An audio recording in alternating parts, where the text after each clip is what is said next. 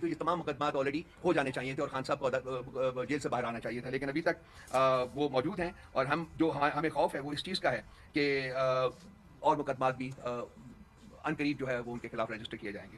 سو یہ تو آج کا جو ہوا ہے گنت، اس کی کچھ کہانی ہے. باقی کچھ ہمارے پی ٹی آئی کے نیریٹو کے بارے میں کچھ مسگیونگس کریٹ کی جا رہی ہیں، اور ہمیں پتہ ہے کہ ان کے پیچھے کون سی طاقتیں کار فرما ہیں. ایک تو 1971 کا جو ڈیبیکل تھا اس کے بارے میں بہت سی مسگیونگس کریٹ کی جا رہی ہیں.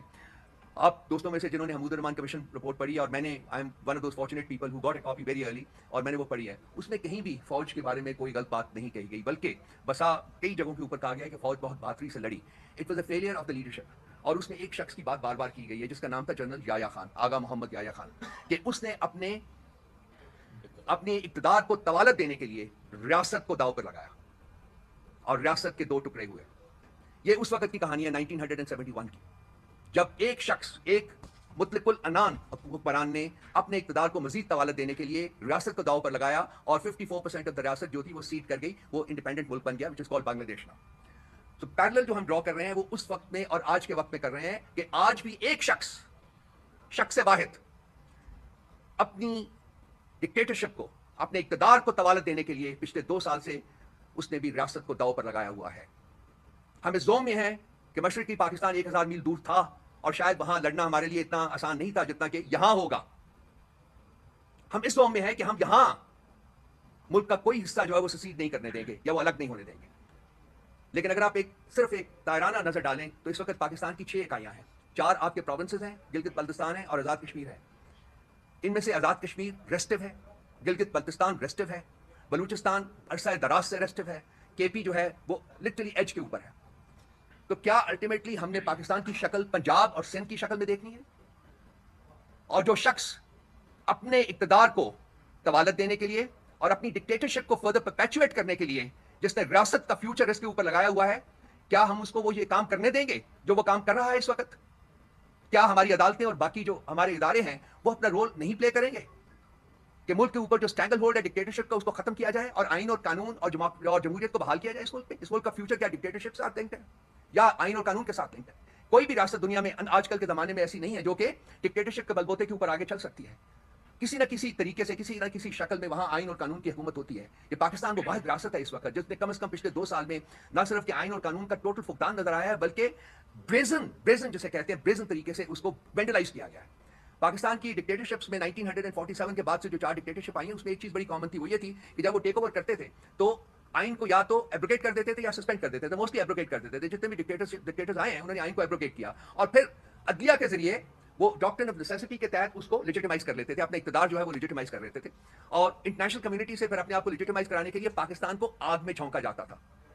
وہ سوویت یونین کے خلاف لڑائی ہو انڈر ضیاء الحق، یا وہ مشرف کے دور میں اور وار آن ٹیرر ہو، امریکہ کی وار، اس کا حصہ تھا. اس میں صرف اور صرف پاکستان اور پاکستان کی عوام نے سفر کیا.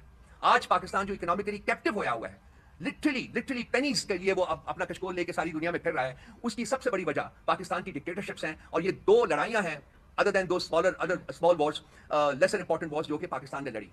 آج اس خطے کے اوپر آپ نظر ڈالیں تو جو امریکہ ایک اور لڑائی یہاں لڑنے کی تیاری کر رہا ہے، اور وہ لڑائی ہے کنٹین چائنا کی لڑائی. اور پاکستان انڈائریکٹلی اس کا بھی حصہ، اس میں بھی اپنا حصہ ڈالنے کی تیاری کر رہا ہے.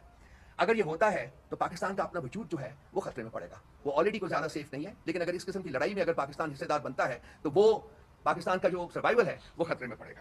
تو یہ وہ چیزیں ہیں جو کہ بیسیکلی تو ہماری لڑائی فوج کے ساتھ نہیں ہے، ہماری لڑائی شخص واحد کی آبجیکٹیوز کے ساتھ ہے، اپنے اقتدار کو طوالت دینے کا جو ان کا ایک انفیچویشن ہے ان کا، اس کے ساتھ ہے.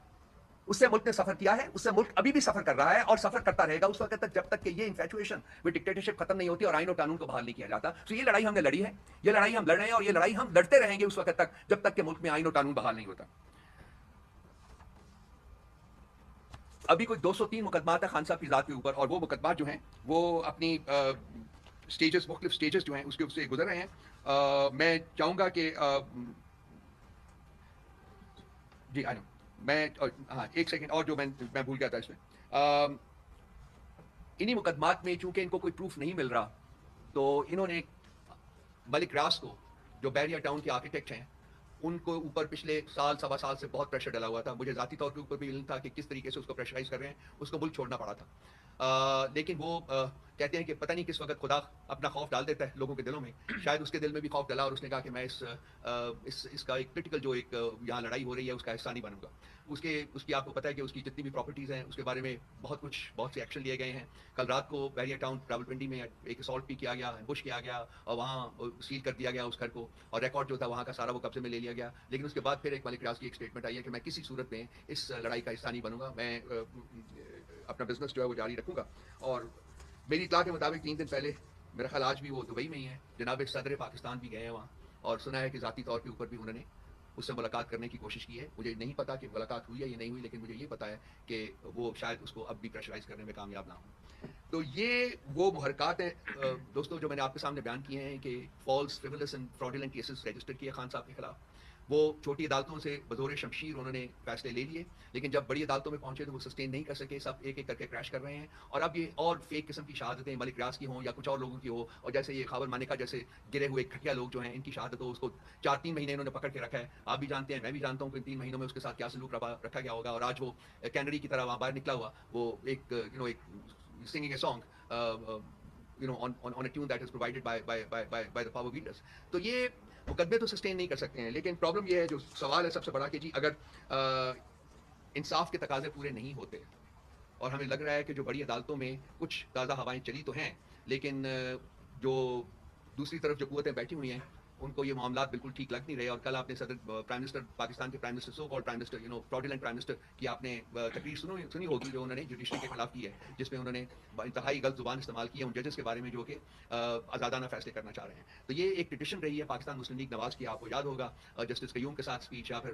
وہ جو رفیق تارڑ صاحب کو جو بریف کیس دے کے بھیجا گیا تھا بلوچستان کی ہائی کورٹ خریدنے کے لیے, انہوں نے خریدی, پھر اس کے بعد جو سپریم کورٹ کے اوپر اٹیک ہوا, یہ سب کچھ ان کا خاصا رہا ہے. اور آج بھی یہ جسٹس کو خریدنا چاہتے ہیں, کہتے ہیں یہ لوگ ججز خریدتے ہیں, تو کوشش کر رہے ہیں. لیکن ایک اچھا عمل جو ہے وہ نظر آ رہا ہے کہ جی کچھ جج صاحبان جنہوں نے ایک انیشیٹو لیا ہے, اور جو ہو رہا تھا ان کے ساتھ وہ انہوں نے پبلک ڈومین میں بیان کیا ہے, اس کو دیکھتے ہوئے کچھ اور جج صاحبان جو ہیں ان میں بھی ہمت آئی ہے, اور وہ بھی اس میں شامل ہوئے ہیں. اور میرا خیال ہے کہ یہ جو ٹرائب ہے یہ اس کا سائز بڑھے گا وقت گزرنے کے ساتھ ساتھ. اور یہی چیز ہے جو کہ صاحب اقتدار لوگوں کو, ڈکٹیٹرز کو پریشان کر رہی ہے کہ اگر انصاف ملنا شروع ہو جاتا ہے تو خان صاحب تو باہر آ جائیں گے, اور خان صاحب جب باہر آئیں گے تو ان کے جو اقتدار کے اوپر ان کا سورج جو ہے وہ غروب ہو جائے گا فوری. اس شخص کی ایک انگلی کی صرف وہ آج بھی جیل میں بیٹھا ہوا ہے, اور وہ ایکسرسائز کر رہا ہے ریسٹرینٹ کہ میں نہیں چاہتا کہ میں جیل سے پبلک پروٹیسٹ کی کال دوں, کیونکہ پبلک پروٹیسٹ اگر ہوگا تو اس میں اسٹریٹ آف وائلنس بھی آ سکتی ہے, اور وہ نہیں چاہتا کہ وائلنس ہو اس ملک میں, بیکاز ملک بہت کمزور ہے, سسٹین نہیں کر سکتا.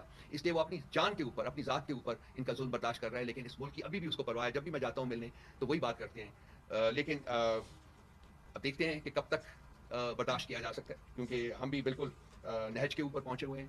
ہماری جو سپورٹ بیس ہے وہ ہمارے اوپر پریشرائز کر رہی ہے, ہمیں پریشرائز کر رہی ہے, اور ہمیں گالیاں دے رہی ہے کہ جی آپ کیوں نہیں پروٹیسٹ کال کنوین کرتے. اگر آپ لوگ آئی ایم شیور آپ سوشل میڈیا کے اوپر جا کے دیکھتے ہوں گے, آپ خود ان کی زبان دیکھ سکتے ہیں کس قسم کا پریشر ہمارے اوپر پڑ رہا ہے. سو میرا نہیں خیال کہ زیادہ دیر تک ہم لاسٹ کر سکیں گے without giving out a call for public protest. اور اس کے بعد پھر کیا ہوگا, well it's very difficult to sort of make a projection about it. So I hope کہ اس سے پہلے صاحب اقتدار لوگوں کو عقل آ جاتی ہے, ان کو اپنی رسپانسبلٹی کا احساس ہوتا ہے, اور وہ ملک میں آئین اور قانون کو آنے دیں.